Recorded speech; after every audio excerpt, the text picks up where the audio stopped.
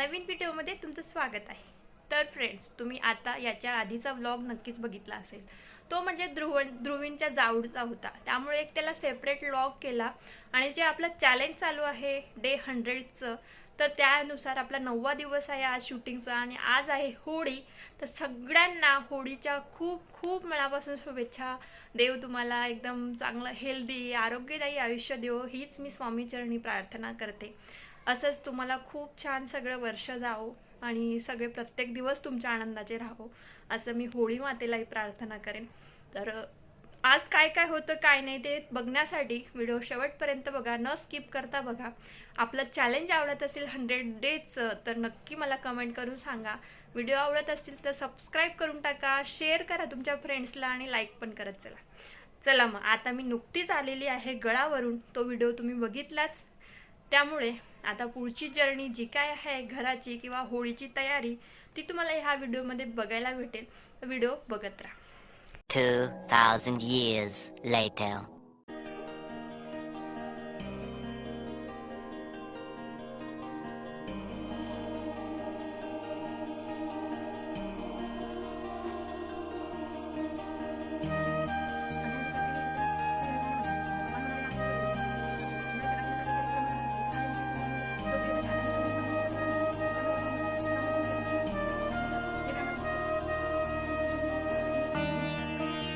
आता माझी सत्यनारायणची पूजा झालेली आहे, कारण की आज पौर्णिमा आहे। मेन म्हणजे उद्या पौर्णिमा आहे, पण आज संध्याकाळपासून लागली ना। ज्या दिवशी संध्याकाळी पौर्णिमा असते त्या दिवशी सत्यनारायणचं व्रत करायचं असतं, असं स्वामी महाराजांच्या कृपेने मी तुम्हाला मार्गदर्शनाने तुम्हाला सांगते। तर माझी पूजा वगैरे झाली, कारण की ध्रुवींची थोडी चिडचिड झाली म्हणून मी त्याला वरती घेऊन आली। थोडा खेळतोय तो फ्रेश, थोडा मूड फ्रेश झाला त्याचा की मला आता पुरणपोळी करायची आहे। बाकीचा सगळा स्वयंपाक झालेला आहे, तर पुरणपोळी झाली की मग होळीच्या पूजेला जाऊ। तर आता याचा मूड चांगला आहे, तोपर्यंत फक्त नैवेद्याची पुरणपोळी करते फटाफट आणि होळीच्या पूजेला जाते। तर चला जाऊया डायरेक्ट, पहिले आता होळीची पूजा करून घेऊ, कारण की उशीर होतोय आणि ध्रुवींमुळे अजून उशीर। आज सत्यनारायण पण होता, आज गडावर पण जायचं होतं, खूप गोष्टी झाल्या। रात्री आल्यानंतर रिटर्न मी तुमच्याशी बोलते। आता आम्ही जातो खाली, ध्रुवींचा मूड झालाय आता चांगला। लहान मुलांचं काही सांगता येत नाही की काय मूड होईल। चंद्र किती मस्त आलेला आहे, पौर्णिमेचा पूर्ण चंद्र सुंदर दिसतोय। होळीबद्दलची थोडीशी माहिती जाणून घ्यायला आवडेल का? तर चला मग जाणून घेऊया आज माझ्या शब्दात होळीची व्याख्या।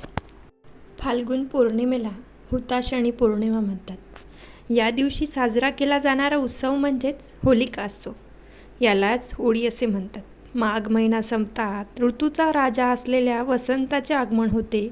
धरती माता नवनवीन पाना फुलांनी बहरते। अनेक ठिकाणी ग्रामदेवतांची यात्रा उत्सवाला भरती येते। सर्वत्र आनंदी आनंद पसरतो। अशा वेळी हा आनंद वाढविण्यासाठी येतो होळीचा सण। उत्तर भारतात यालाच डोलयात्रा किंवा होळी म्हणतात। महाराष्ट्रात शिमगा म्हणतात। याचाच अर्थ भारतात वेगवेगळी जरी प्रांत असली तरी संस्कृती मात्र एकच। होळी हा सण वेगवेगळ्या प्रांतात आजही वैविध्यपूर्ण पद्धतीने साजरा केला जातो। यावरून भारतीय संस्कृतीची कल्पना येते।